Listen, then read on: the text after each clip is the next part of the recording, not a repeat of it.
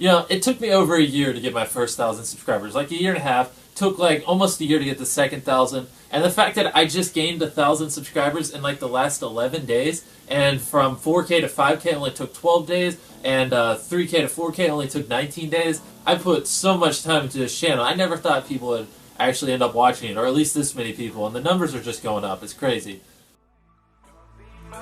Yes, out of eyes trying to put me on a t-shirt. Shorty want me so bad, do your knees hurt? Yeah, I'm counting paper guap in my beam. I believe this guy right here, Mr. Beast, is going to surpass PewDiePie in YouTube subscribers. And in this video I'm going to show you why. Since the start of YouTube, it has been a bit of a Game of Thrones for the most subscribed channel. The early days saw a lot of changing of the #1 spot. Then along came PewDiePie in 2013 and no other YouTuber has come close since. Yes, T-Series may have passed him out, but in terms of individual creators, he's still the top dog. However, I've been studying Jimmy Donaldson, aka Mr. Beast, very closely for the last few months, and I've been blown away by what I've discovered. We've already covered his early beginnings on YouTube and how he's grown so far, but today we're going to look to the future of his channel and I'll show you why Mr. Beast will become the new most subscribed creator on YouTube. You might not believe me now, but stick around and let me see if I can change your mind by the end of this video. I know PewDiePie was a big inspiration for Mr. Beast. I mean, he went to pretty incredible lengths to keep him ahead of T-Series in 2018. But you know what they say, your idols become your rivals. Felix has been an amazing creator to have at the top of YouTube, but is Mr. Beast the man to take over and try to catch T-Series? Right now, Mr. Beast is currently growing twice as quick as PewDiePie, with 2.4 million subscribers in the last 30 days. The interesting thing is that they're both getting very similar total views per month. So why is Mr. Beast growing faster with the same amount of views? How is he hitting new audiences with every single video? There are certain things that Jimmy is doing that no other creator is, not even PewDiePie. And these factors are what will set him apart over the next 5 years of YouTube. Let's find out what they are. So the first moment it dawned on me that Mr. Beast would become the new king of YouTube was when this tweet popped up on my newsfeed. Now after reading that you might be a little confused. So Mr. Beast is going to pass PewDiePie by scrapping videos and wasting money? Well, this brings us on to factor number 1, which is based on this last sentence. If it isn't perfect, he doesn't upload it. A lot of big creators see YouTube as a game of numbers. If you upload more videos, you get more views, right? Mr. Beast looks at things differently. He uploads once or twice a week, sometimes even less, yet he is still growing faster than pretty much anyone else. Mr. Beast is a perfectionist. Every video he uploads has to meet a certain standard, and he's constantly trying to outdo his older videos, providing more entertainment value with even crazier ideas. He's even said he's willing to spend 10 hours just to get 15 seconds of footage if it improves the overall video. I feel like a lot of creators have a mindset of like, how can I get the most views with the least amount of time? And I'm not saying that's wrong, you know, because obviously I have that mindset sometimes too, but I try to, when filming, put in as much work, even if it's like a 15-second part of a video, even if that one little part will take like 10 hours, you know. Wow. But why does this work? Does this not just make Mr. Beast very inefficient? No, because of a little word called scarcity. Because Mr. Beast uploads less frequently, his viewers know they're getting something special each time he does. They're getting a video that is planned out to perfection with no dull moments, and it's therefore a great trade of their 15 minutes. At the end of the day, all YouTubers are doing is competing for your time. We click when we know a video is going to deliver. Mr. Beast has built up a reputation for himself. Someone once commented under one of my videos that Mr. Beast is growing because he clickbaits but then actually does it, and I couldn't put it better myself. This investment of time and money gives the end product of some of the craziest videos YouTube has ever seen.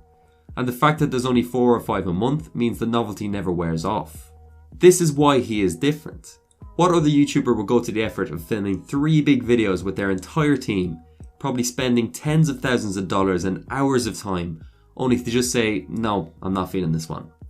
Anyone else would just upload them anyway. PewDiePie makes incredible videos, but his upload schedule is much more frequent, and he just can't go to the same lengths as Mr. Beast. As a result, his content is mainly made for his own audience. This explains why Mr. Beast is growing faster than him with the same amount of views. Mr. Beast is hitting new audiences every time he uploads, while PewDiePie is making content to appeal to his existing subscriber base. I'm not saying PewDiePie should start doing what MrBeast is doing, it's just a different approach, and it's definitely paying off for Jimmy. This brings us on to factor number 2. He's not doing this alone. Not only does MrBeast upload less than a lot of other big YouTubers, he's also built himself an empire behind the scenes. If you want to compete with him, you're up against a team of over 30 people. Behind the camera, MrBeast has a crew including editors, scriptwriters, thumbnail artists, and even people who are responsible for analysing data and current trends, making sure MrBeast is making videos that will always beat the YouTube algorithm. Everyone contributes with their own ideas and work together to produce the best work they can. Even with the tiny details, this can make all the difference. For example, MrBeast revealed that he was originally going to title this video, "Spending 24 Hours in a Rainforest." However, after running it by his team, the title was changed to "Surviving 24 Hours Straight" instead, which is a much more impactful and engaging title. This might not seem like a big deal, but having people around you to make sure even the tiniest of details is on point all adds up. His thumbnail artist Chucky follows me on Instagram, and his entire job is about looking at YouTube analytics and making the most clickable thumbnails possible. If you've got super talented people working in every sector to make just one video a week, it's a recipe for success. MrBeast is effectively the director of a team of viral video makers. He still calls the shots, but he's got all the right people around him to turn his ideas into reality. In front of the camera, MrBeast of course gives a lot of the spotlight to his squad, with the likes of Chandler and Chris taking part in most of his crazy stunts. I mentioned this in my David Dobrik video, but having multiple characters gives a YouTube video much more depth. Viewers aren't just tuning in for Jimmy, which takes a lot of the pressure off of him. Starting off with 2 PlayStations? Yep. What else do you want? This is a good item right here. It's definitely not for me. Yeah, this T-Rex? Yeah, it's not for me. Okay. You want a Switch? Yeah. How about 2? Yeah. You want another Switch? Yeah. We should switch it up and get a Switch.